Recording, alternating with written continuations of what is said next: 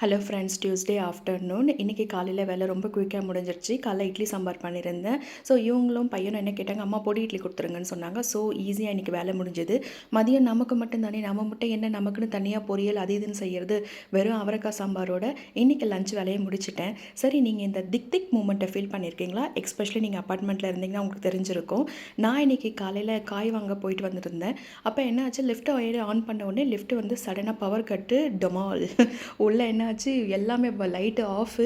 அந்த நேரத்தில் பாருங்கள், நமக்கு எதுவுமே தோணாது. என்னென்னமோ மனசு வந்து யோசிக்க ஆரம்பிச்சிட்டோம். ஹார்ட் பீட் வேறு டப்பு டப்பு டப்புன்னு அடிக்குது.